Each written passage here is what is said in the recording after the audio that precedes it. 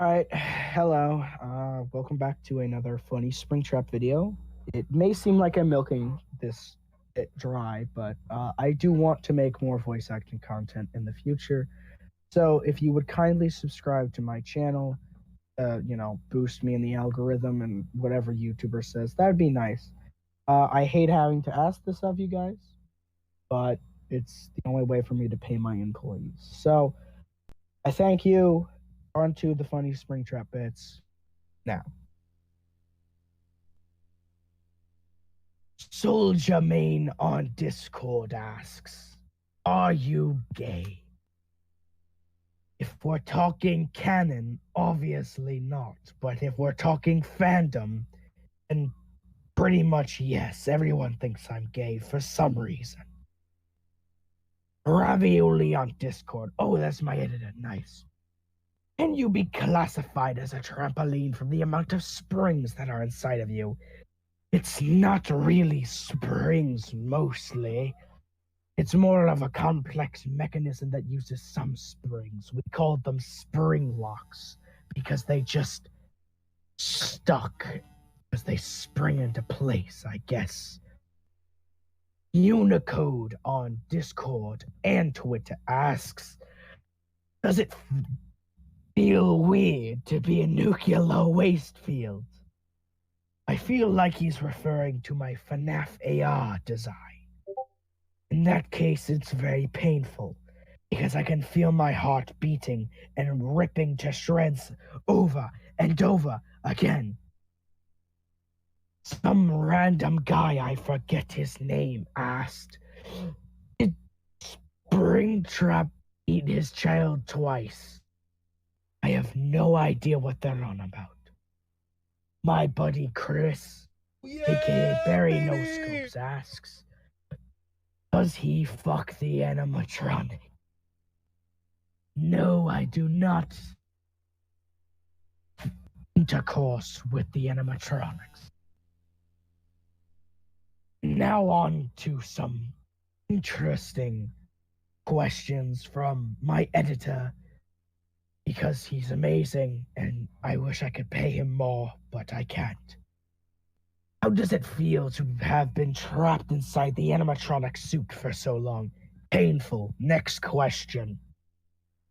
What do you remember from your time as William Afton before you became Springtrap? I remember having a good life, plenty of money, a stable job, a happy family, and then Michael comes fucking everything up, killing his brother, and now I go into a deep depression. Killing children, it was to bring my own son back. Then, after I figured out the code, I could bring everyone else's children back. Too bad they decided to possess the animatronics. How does it feel about the Fazbear Fright Horror attraction using your likeness and story? Honestly, I could care less. Now people don't suspect me doing anything, and it's much easier to continue my killing business.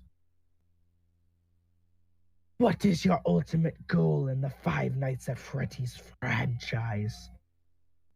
To get eternal life, or at least find a way to bring life back to a dead loved one. What do you think of the other animatronics in the FNAF series?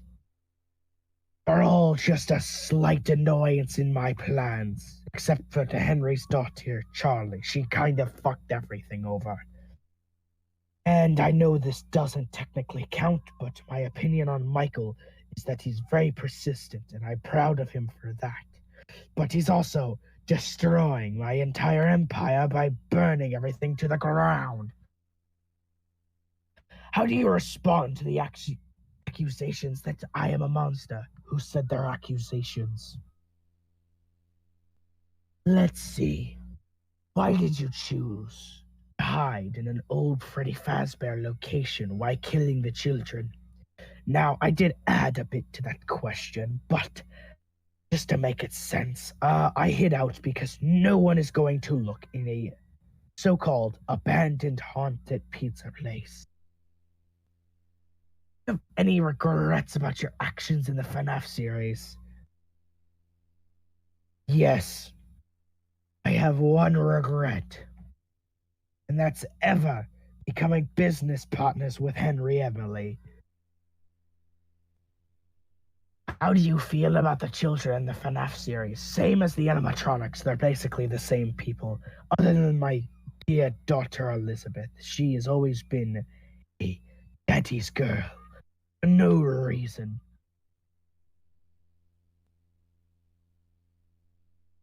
What does your relationship with your daughter, who became the animatronic circus baby? Just answer this question. I'm not going to do it again. How did you become interested in creating animatronics? Watch Matt Pat's Ultimate Theory if you want my opinion on it. But to put it short, haha, cool robot, go dancey dance. What is your relation with the other members of the Afton family?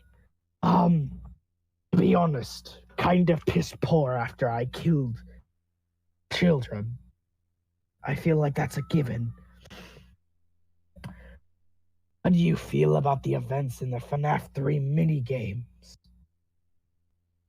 Honestly, strictly speaking, in canon here, I can't have an opinion because I have no idea what the hell you're talking about.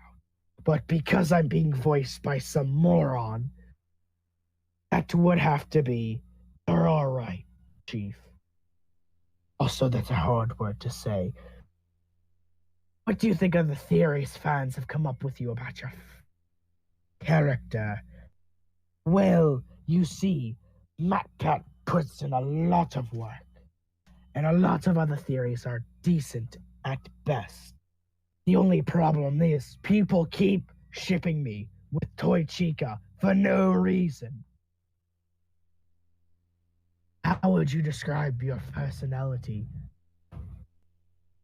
Cunning, mad, a little crazy, and a genius. And if you say I'm gloating, have you understand anything at all? Do you have any plans of revenge against those who wronged you? No one really wronged me, personally. I just did shit for fun.